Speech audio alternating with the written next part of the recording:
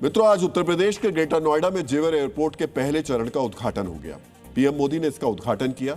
UP के मुख्यमंत्री योगी आदित्यनाथ ने लखनऊ तक उड़ान भरी। पहले फेज में 10 से 12 बड़े बड़े शहरों को जेवर एयरपोर्ट से जोड़ने की तैयारी है।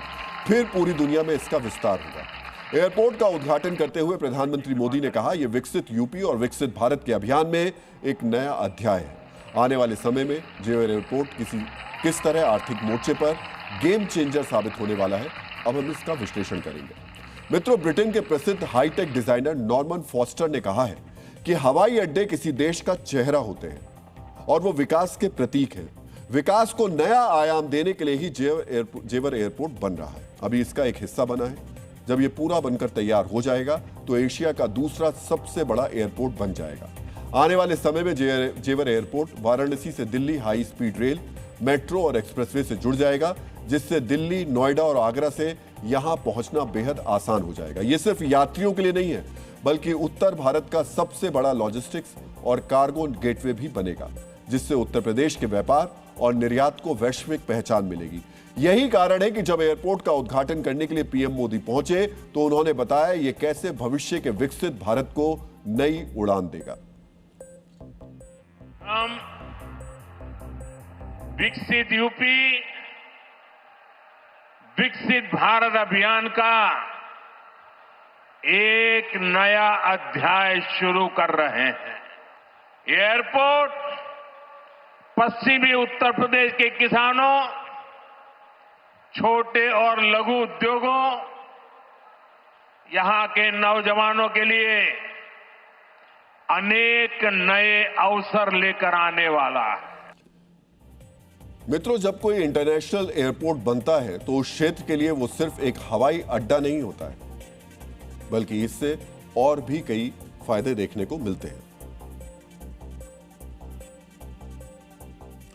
और मैं जो फायदों की बात कर रहा हूं, इसमें इकोनॉमिक मल्टी लेयर होती है। जेवर एयरपोर्ट बनने के बाद न सिर्फ ग्रेटर नोएडा की पहचान बदलेगी, बल्कि आर्थिक प्रगति कैसे होगी अब वो समझिए।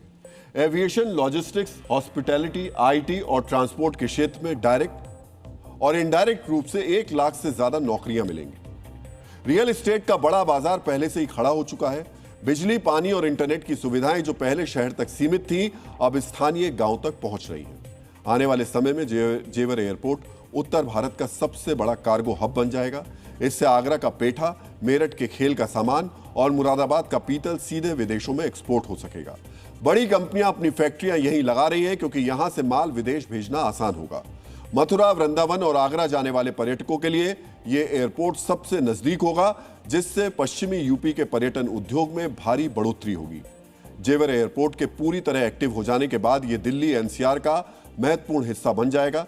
यहां पर एयरपोर्ट के साथ साथ फिल्म सिटी, लॉजिस्टिक्स हब और मेडिकल डिवाइस पार्क जैसी परियोजनाएं विकसित हो रही हैं, जिससे यह क्षेत्र एक वैश्विक बिजनेस हब बनेगा। फरवरी 2026 में जब योगी आदित्यनाथ सिंगापुर गए थे, तब उन्होंने वहां पर एविएशन और कार्गो हब बनाने का एमओयू साइन किया था। इसके तहत जेवर एयरपोर्ट पर 4,500 करोड़ रुपए से एक अत्याधुनिक इंटीग्रेटेड कार्गो कैंपस और विश्व स्तरीय एयर कैटरिंग किचन विकसित किया जाएगा। इसके अलावा यूनिवर्सल सक्सेस ग्रुप के साथ 3500 करोड़ रुपए की लागत से जेवर एयरपोर्ट के पास 100 एकड़ में एक इंटरनेशनल थीम बेस्ड टाउनशिप विकसित करने पर भी सहमति बनी। इस एयरपोर्ट के पास यमुना एक्सप्रेसवे क्षेत्र में लगभग 500 एकड़ में एक जापानी औद्योगिक शहर बसाने का भी प्रस्ताव रखा गया है। जेवर एयरपोर्ट भारत को दुनिया की फैक्ट्री बनाने की दिशा में एक बड़ा कदम है। यहां केवल यात्रियों को ही नहीं ले जाया जाएगा, बल्कि भारत की अर्थव्यवस्था को टेक ऑफ कराया जाएगा। जेवर एयरपोर्ट की पहचान ग्लोबल बिजनेस हब के रूप में होने वाली है। मित्रों, जब हम जेवर एयरपोर्ट से विकास की उड़ान के बारे में आपको बता रहे हैं, तब हम आपसे विदेश के कुछ हवाई अड्डों के बारे में भी आपसे कुछ जानकारी शेयर करना चाहेंगे। चीन के चोंगकिंग एयरपोर्ट के विस्तार के बाद वहां के फाइनेंशियल सर्विसेज का जीडीपी में योगदान 6.1% से बढ़कर 9% हो गया। दूसरा उदाहरण दुबई का है, जहां पर सरकार ने तेल पर निर्भरता कम करने के लिए एयरपोर्ट को आर्थिक इंजन बनाया। 2023 के आंकड़ों के अनुसार विमानन क्षेत्र दुबई की कुल जीडीपी में 27% का योगदान देता है। तीसरा उदाहरण सिंगापुर का है, जहां चांगी एयरपोर्ट सिंगापुर की जीडीपी में लगभग 5% का योगदान देता है। इन उदाहरणों से स्पष्ट है कि जेवर एयरपोर्ट भी उत्तर प्रदेश और देश के लिए वही काम करेगा जो दुबई एयरपोर्ट ने दुबई के लिए किया। ये न केवल यात्रियों के लिए होगा बल्कि लॉजिस्टिक्स, वेयर हाउसिंग और सर्विस सेक्टर को भी नई ऊंचाइयों पर ले जाएगा।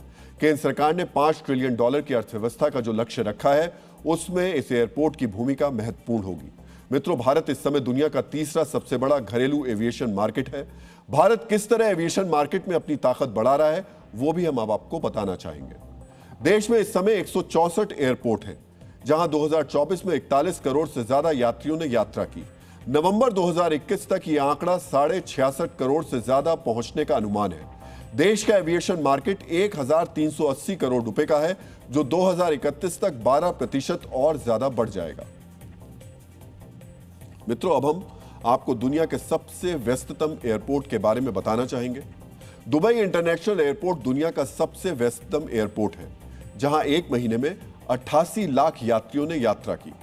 एयरपोर्ट जिस दुबई का आर्थिक स्तंभ है, वहां पर 2032 में एक और नया एयरपोर्ट बनाने की तैयारी है, जो दुबई इंटरनेशनल एयरपोर्ट से 5 गुना ज्यादा बड़ा होगा। इससे आप अंदाजा लगा सकते हैं कि एयरपोर्ट किस तरह देश के विकास को नया आयाम दे रहे हैं।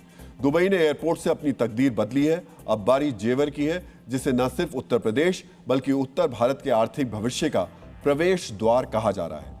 विशेषज्ञों का कहना है कि जेवर एयरपोर्ट के पूरी तरह चालू होने के बाद यह भारत को दुनिया के शीर्ष 2-3 विमानन बाजारों में मजबूती से स्थापित कर देगा।